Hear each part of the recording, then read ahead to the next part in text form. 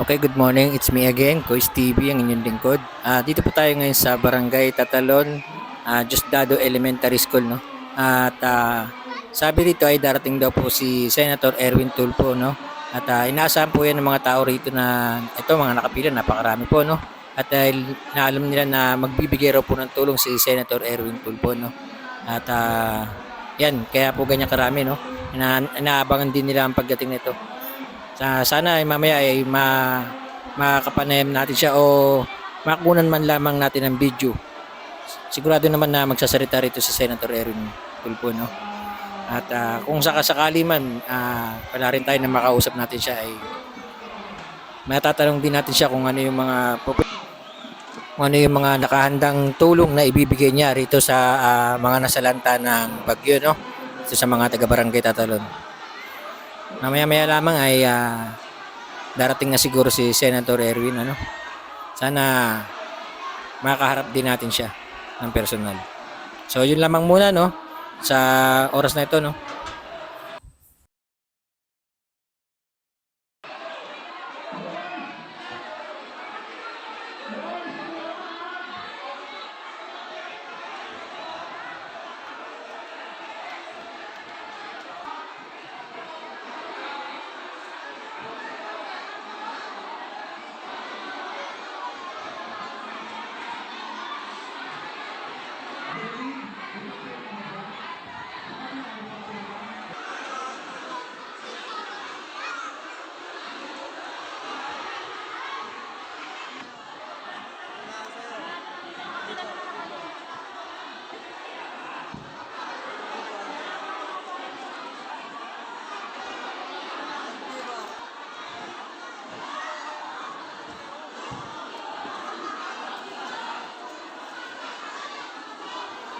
So eto na, no, dumating na si Senator Erwin Tulfo, no. At sana ay atin siya makapanayam. At kung hindi man na tayo pala rin na makapanayam, eh sigurado naman may mga magtatanong sa kanya dahil marami rin ditong mga media at mga vlogger din, ano. Papakinggan na lamang natin or kukunan natin siya ng konting pahayag. So ito, maya-maya lamang, ano. Panoorin lang muna natin itong video na to, no. Makinig.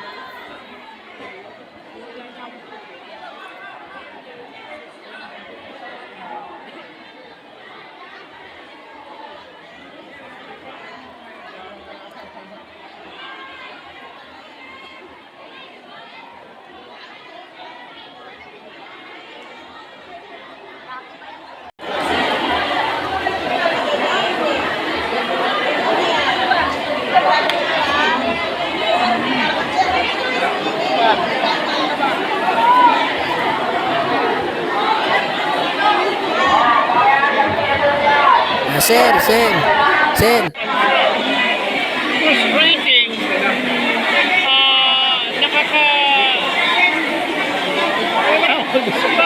I'm angry. We spent so much sa flood control.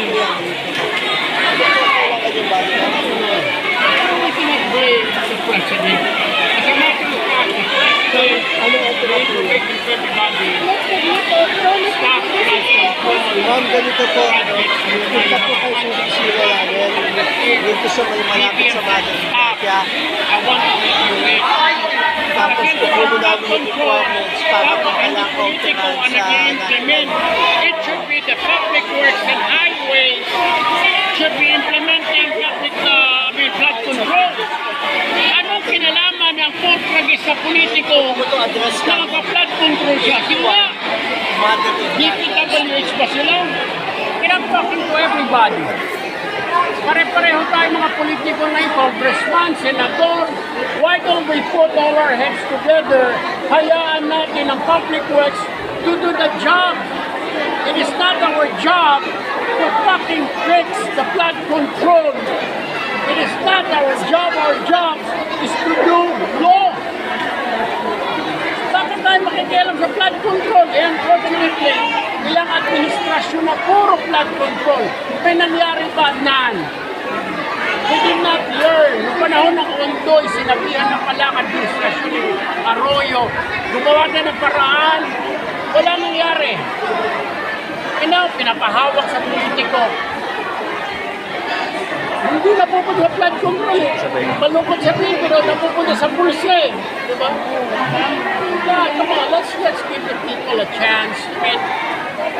Meron nila yun. I will make sure that there will be an investigation on this. Hindi lang investigation, kundi na make sure na national government ang mag-implement ng flood control, hindi politiko.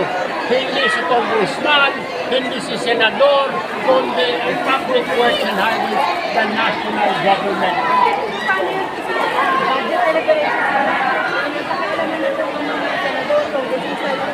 Ma'am, ako po nasa majority. Pero I'll be the first one to say, no, stop. Huwag natin pakialaman yung flood control na yan.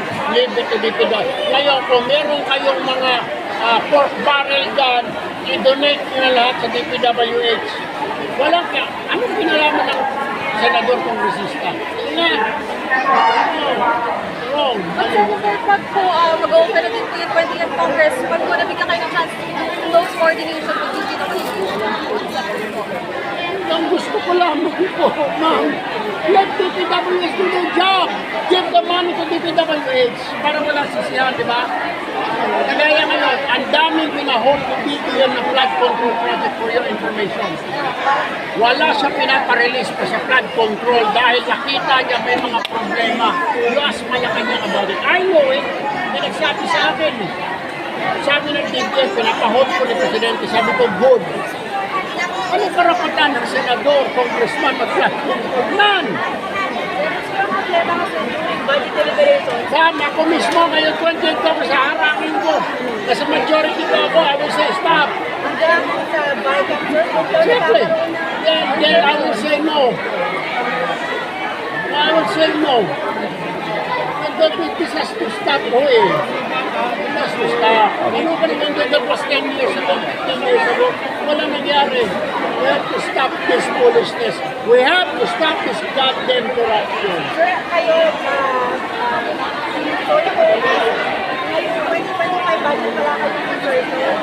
Wala po mga Joseph, akit ko pala sa Senado. No, I will say, kung meron kang ibigay sa DPWH. No, we need a concrete plan, ma'am. Matagal na meron namang plano ang DPWH, hindi nila napupuntuhan. Ako na plano daw dyan, di ba, narinig ko natin panahon pa ni Pinoy. Lahat ng tubig baha, i-contain mo na sa Laguna, Dibay. Pangalawa, kailangan i-desert ang Laguna, Dibay, hukayin. Pangatlo, lahat ng waters, gumawa na ng spillway going to Manila Bay. Hindi natin nagawa. Isa pa yan. Yung mga reclamation mo kami hindi pinag-aralan.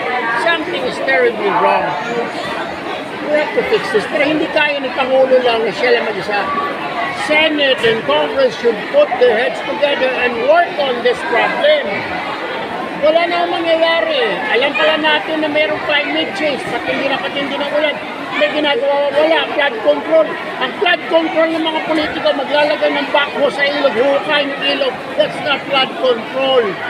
Flood control, gumawa ka ng drainage, mga culvert na kasi lalaki ng tao, kaya dumaan ng truck. Yun ang flood control papunta sa dagat. Hindi hukay mo yung ilog. That's bullshit. Diba? Oh. Pero Senator, on a lighter note lang po, ano pong mga dinala natin for the people of Barangay Tatalon po? We have hot food right now, and then we distributed about 50 sacks of rice para panglungko nila rito. And then, pero yung bulk po ng 1,000 sacks po, sabi ni Mayora Belmonte, dadalhin na lang na po sa City Hall, CDRRMO. Sila na po mag-distribute sa iba't ibang mga evacuation. Mamaya pong hapon, we will distribute another 1,000 sacks of rice po sa Manila City Hall. Bahala na po si Mayor. Then tomorrow, lilipad po ako ng Palawan, nag-declare for a state of calamity sa bayan ng San Rojas. I will see what I can do there po. Though gumaganda na po yung panahon, pero under state of calamity, siguro baka kailangan ko rin ng company pero buy, pambili ng damit nila dahil putik ano, o inanod. So we have to do something about it. Sen? Sasabihin ng Pangulo. Well, siguro dapat solusyon. I'm sure the president's frustrated. I what I heard, nagagalit ang Pangulo sa lahat. Nagalit nga siya dahil instead na mag-focus ang executive sa baha, nagkakabit-kabit ng tarpaulin niya. Tama ba naman yun? I agree with him. Stop. DPWH tigil yung kalokohan na yan. Mag-focus kayo sa baha. Ba't kayo maglalagay ng tarpaulin? Diba? Sa House po, may nagsusulong na comprehensive audit daw po doon sa 10-year flood control funds ng DPWH. Okay lang yun, sir. Pero ano yun mo yung audit na yan? Bakit hindi nalang yung pondo ngayong 2025 going to 2026 ibuhos lahat sa DPWH? Sinumpisahan na yung sinasabi nilang containment ng Laguna de Bay. Gawa ng spillway going to Manila Bay. Hindi po ba?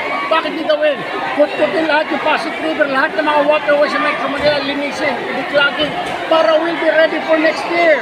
Hindi po ba? Eh kung ganito puro, wag natin, ako po mismo nagsabi, wag na natin bigyan ng mga politiko ng pang-flood control dahil napupunta lang sa bulsa ko ang flood control budget. Kaya nga po ginawa ni Presidente, hinold po lahat ng flood control, FLR kung tawagin namin, for later release. Depende sa kanya kung talagang makatotohanan. Kasi may mga flood control ako nakita. By the hundreds of million, yung pala, nilinisin nila ang ilog. That's not flood control.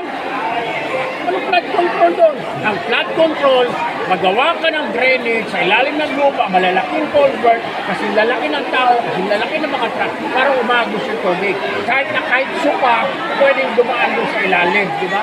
Hindi hukain mo lang yung ilog at BS. No.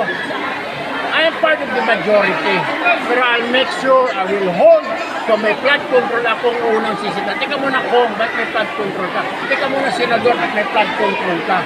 Let's give it to DPWH. Tama? Ito ba? Trabaho po nila yun eh. Di parang isa lang sisisihin natin. Thank you po. Thank you, sir. Sir, thank you po. Thank you po. Thank you, boss. Thank you, Major.